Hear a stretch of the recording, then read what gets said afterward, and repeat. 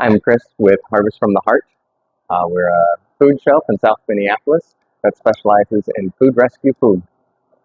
The food shelf started off in the 80s in the basement of the rectory, and it was just, uh, old church ladies handing out food, which is great. It went on like that for 40 years.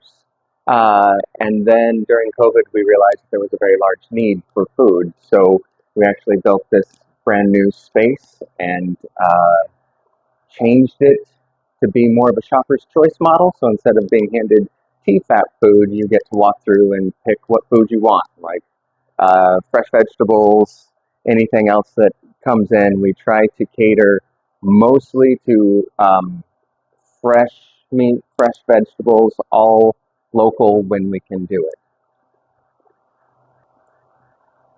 When we were doing the TFAP food, when people were just handed boxes of food, we would see that a lot of people would leave behind things that they didn't know how to cook. We have a lot of Spanish speakers who come in here, and the stuff that comes in bags or things that they're not familiar with would always be left behind, and they would just take the fresh vegetables or anything else.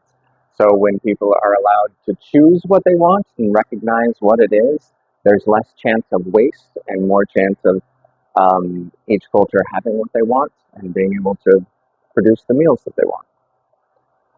I think for a lot of people who have been to food shelves or have utilized food shelves, having those canned goods that always look a little off, right? That just have the TFAP marking, so you know it's government food, has a stigma to it, especially if you're a child who's grown up with it and your friends come over for food. You see that.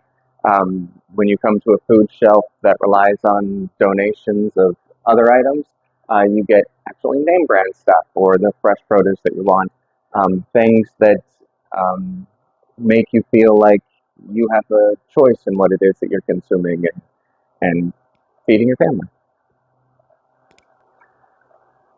I love comic books. When I was a kid, I would get the Marvel Masterpiece Joe Jusko paintings that were, the little trading cards, and I would sit and draw them over and over and over, and I would hang them on the walls of my room. And every surface would be either a comic book in its plastic or a drawing that I did from the Joe Jusko series. And I would do it from different comic books, try to do my own as a kid. And because probably exclusively because of drawing comic books, I had a full ride art scholarship for college, which let me get out of college debt free, which is not something most people can do. And the story structures of comic books, when I was in high school, I completely ripped off of Chris Claremont X-Men number 303 and turned in the story as my own because it was that good and amazing. And I just think that writing and narrative structure stuck with me in a way that reading other books wouldn't. Um, and I've published books, written books since then, and I do think all of those influences from comic books from young are very ingrained and wonderful to have, and have made a huge effect on me. Come fall, our fresh produce ends because we get it all from local growers. So anything that we can get that is canned goods, great condition, shelf stable, really helps a lot right at that time period because it's that transition with a hard stop of all of the foods that our shoppers are used to.